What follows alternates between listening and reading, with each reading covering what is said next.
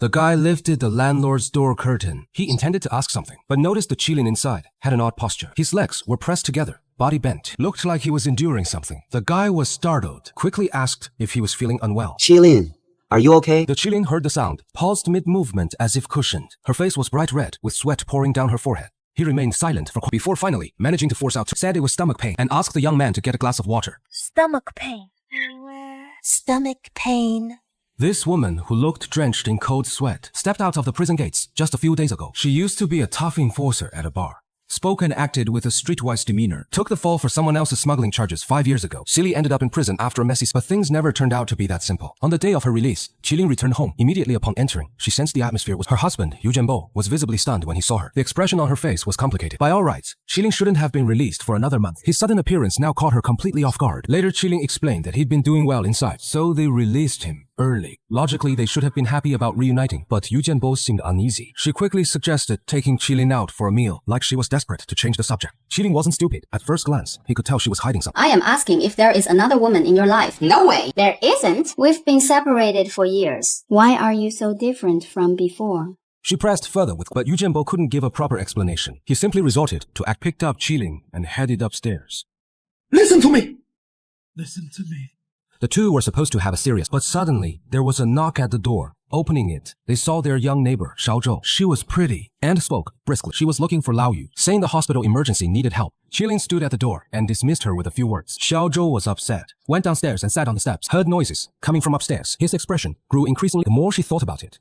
So she went back upstairs. Qilin was already seething with anger. His face was dark when he opened the door. But just then, she accidentally noticed a basin in the bathroom, soaking women's clothes inside. At that moment, all disguises were completely exposed. Yu Jianbo saw that the matter could no longer be so he simply stopped adopting a defiant, reckless attitude. Qilin stood rooted to the spot, her eyes filled with disappointment. She had once tempered her edge for this man, only to be repaid with betrayal. But Qilin did not make a scene. After calming down, she actually understood. After all, she had spent over a year in prison herself. Yu Jianbo lived alone, so it wasn't surprising other women appeared around him. Thinking of this, she outright proposed divorce that night. Qilin walked into a bar alone. Deafening music flooded her ears like a tidal wave. She drank glass after glass, just wanting to drown all her troubles. But some clueless guy had to interfere. A bald man came over to hit on her, spouting flirtatious words while reaching out to take liberties. Qilin wasn't one to swallow insults. She grabbed a bottle and hurled it without hesitation. Her movements were sharp and precise. After all, she used to oversee security at this very back then. Everyone showed her due respect. But the situation took a sudden turn. The bald guy she confronted turned out to be one of their own. It was an old brother from the past, instantly making the scene awkward. Both Chaos stepped in to mediate, then suddenly made a request. As he studied Qilin, he'd heard about the black butterfly tattoo on her back and wanted to see it. If she agreed, the matter would be settled. His gaze locked onto hers as he spoke, his unreadable expression cutting deeper than any blade. This demand struck at Qilin's core. She'd never bow her head in front of others, let alone comply with such a humiliating demand. He suddenly grabbed the knife off the table, after a few seconds of silence, saying he'd apologize with his finger. This action shocked everyone. Chaos quickly stepped forward to stop him, easing the tense atmosphere. The late-night streets were raining. Qilin was so drunk he could barely stand. Staggering through the rain like this, his clothes soaked through. After enduring until his release, he originally thought he could return to his old life. But in the blink of an eye, his home was gone, and his marriage had... He didn't know where to go next. The next day after sobering up, he actually came to terms with it. Since it has already happened, he might as well make a clean break. Qilin returned home holding the divorce agreement. Yu Jianbo felt a bit surprised when he saw it. He didn't expect things to go so smoothly. He quickly signed the paper. From then on, the two went their separate ways. Qilin moved to the apartment downstairs. The room wasn't, but at least he had a place to stay. What a coincidence. Kung Peng, Xiao Zhou's nephew. Also, this young man wasn't much of a talker. He carried a sketchbook all day long. His greatest wish was to get admitted to the... Fate can be so strange sometimes. Both were pushed to the margins of life. Soulmates met in the same building. One day, Qilin was sitting on the rooftop, lost in thought. The wind blew fiercely as he gazed absent-mindedly at the distant city. Kung Peng came up from the stairwell, originally just looking for a quiet place to paint. He ended up seeing him sitting there. He felt slightly nervous, but gradually moved closer. From that day on, Kung Peng started paying attention to Qilin. There was an indescribable aura about him, a blend of jungle spirit, a weary tranquility. This contradictory mix suddenly gave Kung Peng's brushstrokes a soul. Once he saw Qilin moving around inside through the glass, though the view wasn't very clear still. He painted a picture from imagination. The Qilin in his painting wore a complex expression. Like a gust of wind later, Qilin accidentally saw this painting. Instead of anger, he felt stunned. It had been so long since anyone had truly seen him like that. In that moment, a sudden warmth stirred in his heart, mixed with uncertainty. Time passed slowly. Their lives began to change when Qilin stopped associating with his old crowd. Instead, he started selling clothes at street stalls. Ordinary, but steadier days. Peng often sat nearby setting up his drawing board, offering free portraits, though it was also a way to help Qiling attract customers. Sometimes Qiling drove Peng to his art studio. Peng would sit at the back, instinctively holding Qiling's waist. That feeling was as light and breezy as youth. Their relationship defied definition. Like siblings, yet more like mutual anchors. Qiling cooked for Peng, while Peng painted portraits of him. Simple days that carried a subtle warmth. Qiling gradually realized he wasn't so alone anymore. But life never stays calm. One day, Peng was pacing restlessly in the room, though he couldn't explain why. Walked into Qiling's room, where an old VHS tape in the corner caught his attention. Couldn't resist sliding the tape into the player. The moment the footage appeared, he froze completely. Just as he was engrossed, footsteps suddenly echoed outside the door. Qiling's return sent Peng into a flustered panic. He barely put things back when Qiling pushed through the door. Qiling immediately sensed something amiss. Locking eyes with Peng, did you rummage through my things? Peng stubbornly refused to admit anything. But Qiling was no fool. He'd weathered the underworld storms for years. What expression is on someone else's? He could tell at a glance that Peng wouldn't budge. His anger flared up instantly. He grabbed the videotape and without a word, smashed it on the ground. The casing shattered on the spot. Qiling couldn't stand being lied to the most. 5 years ago, the reason he ended up in prison was because he trusted an acquaintance, only to be used as a scapegoat. That experience was like a thorn deeply embedded in his heart. Just the thought of it would make him lose control of his emotions. The atmosphere in the room instantly turned icy. Qiling fell silent, his face as hard as stone. Peng stood by, feeling uneasy. It is as uncomfortable as a cat scratch. He was just curious, never expecting things to escalate. For the next few days, Qiling barely acknowledged Peng's attempts to explain, but he didn't know where to begin, could only stand by anxiously. Yet he couldn't break one particular habit. He kept secretly observing Qiling. Every move and smile of his were quietly etched in his heart, then transferred onto him. Over time, the room became filled with drawings, nearly all depicting Qiling's likeness. Where there is a will, there. One day, Qiling accidentally walked into his room and froze at the sight of walls covered with portraits. At that moment, the anger in Qiling's heart gradually, though he said nothing, his heart softened. The two soon returned to their old ways of getting along. A woman who has been through hardships, a young man still finding his way, finding warmth under the same roof. Life was simple, yet it gradually gave him something to look forward to. But peaceful days never last long. That night, Qiling was reading in his room when suddenly he heard loud noises coming from upstairs. Frowning, Qiling got up and went to knock on their door, but the door was locked from inside. No one answered, no matter how hard. He vaguely sensed something was wrong, so he decided to climb up the exterior and entered through the window. The scene inside the room froze him in place. Xiaozhou lay in bed with a pale face, tossing and turning in. Bloodstains covered the bedsheets. In theory, Xiaozhou couldn't even be considered Qiling's friend and had once been a romantic rival. But Qiling didn't hesitate for a moment. Immediately rushed them to the hospital, busied themselves back and forth the entire night, ultimately ensured the mother and child's safety. This incident made Peng admire Qiling even more. This woman appears cold, and yet she never stands by and watches when it matters most. However, the troubles weren't over yet. One day, Peng was painting in the arts. A few classmates saw his painting of a Qiling. They started mocking, and Peng has always had a short temper. Hearing those words, he immediately flew into a rage. He grabbed a nearby stool and smashed it, then resorted to punches and kicks. The others never expected him to attack. The scene descended into chaos. The situation escalated, and he ended up in the hospital. This is a problem now. Even Xiaozhou, Peng's aunt, is at a loss. After hearing this, Qiling immediately took money and went to the hospital without hoping to resolve it privately. But the other party took a firm stance and refused to negotiate. My brother's arm is broken, so he probably can't draw anymore. This kid really has a lot of grit. Has been like this from the very beginning. After hating someone, still acting like the victim. Sigh, like we should be apologizing to him. Qiling fell silent for a moment. Suddenly grabbed the shy Peng and smashed it hard against his hand. The sound of shattering glass. He shocked everyone by suddenly dropping to his knees, continuously apologizing. Blood dripped down his arm, quickly staining the ground red. This scene left Peng utterly stunned. He had never seen someone go to such lengths for him. That act of kneeling seemed to shatter all his pride. He too knelt down, desperately kowtowing, his forehead soon swelling. He kept slapping himself until finally the matter was resolved. But their original home was no longer safe. Not long after, Peng arrived with gifts, saying he planned to move his parents in to care for the child. The house needed to be vacated. Qiling listened without a word, packed his things, and left. Peng was also sent to a tutoring class by Xiao, but just a few days later, he ran away again with his backpack. While Qiling was setting up her stall, she suddenly saw him standing in front of it. Later, the two settled down again in a rented apartment. The room wasn't big, so Qiling set up a bed for Peng. To celebrate their reunion, they went to a bar and stayed out late. Back in the room, both of them felt a bit awkward. One was a woman, the other a young man. Living under the same roof was bound to feel although life wasn't particularly affluent, but the two of them lived quite contentedly. Peng gradually gained admirers in the art studio. A female classmate often came to sketch with him, even followed him to his unexpectedly. This scene was witnessed by another male. The guy came to make trouble with his gang. The stall was overturned, and clothes were thrown everywhere. Peng was also beaten black and blue. Qiling immediately flew into a rage upon seeing this. He didn't take matters into his own hands. Instead,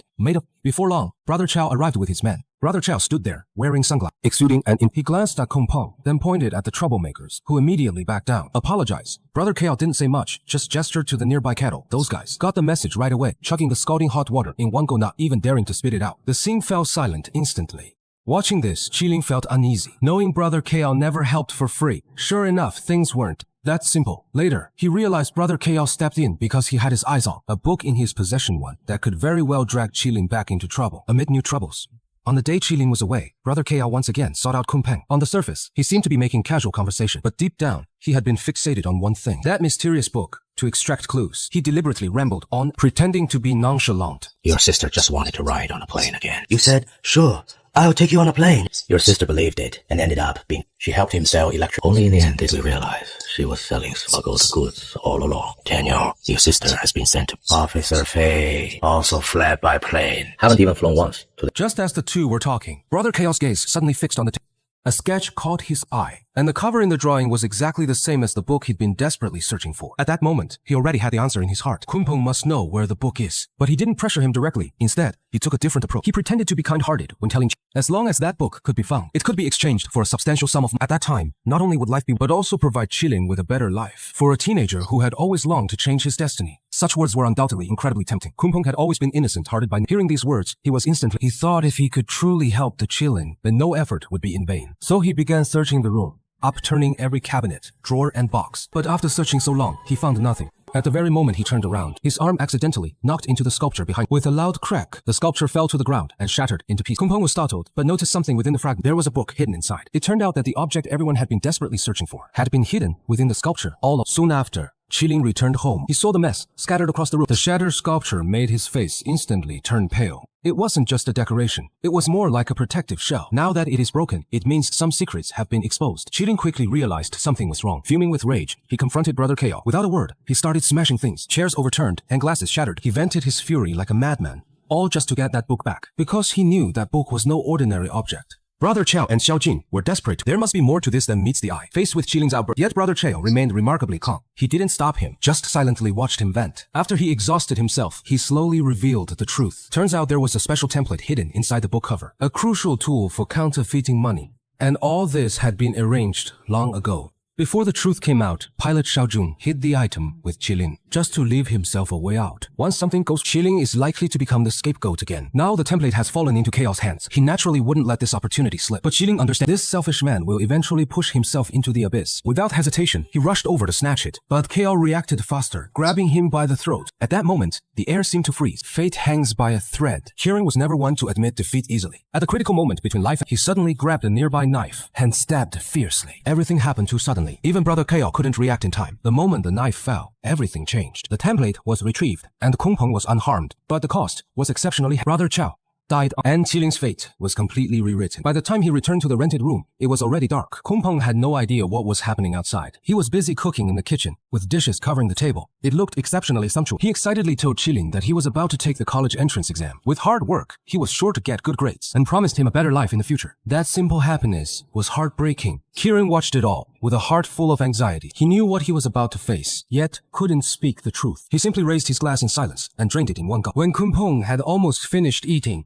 he said he wanted one last painting before and asked him to paint a final portrait. This time, he didn't conceal things as usual. Instead, he removed his shirt to reveal the black butterfly tattoo on his back. That butterfly symbolized his past, also symbolizes struggle and after his release, he had never shown this tattoo to anyone. But in front of Kunpeng, he didn't hide it at all, because this young man had accompanied him through a rare period of peace, making him feel as if he had been reborn. Kunpeng held a brush. His hand slightly He looked at the black butterfly and suddenly understood Qilin's defiance and solitude. That wasn't just a tattoo, more like a symbol of fate. The next day, the police came knocking on. Qilin did not resist. Before being taken away, he left only a letter for Kunpeng. The letter contained few explanations, only urging him to live well and keep painting. Eventually, Qilin was sentenced to life in prison. The reason he didn't flee or burden Kunpeng was because he feared becoming selfish. He feared he wouldn't be able to leave the boy behind, thus ruining the bright future he was meant to have. Time passed quietly, like flowing water. Decades have passed, and the world has undergone tremendous changes. Thanks to good behavior, Qilin was finally released from prison early. When he stepped out of the prison gates, he was greeted by two young college students. They told Qilin they had come to pick him up because their mentor had specifically instructed them.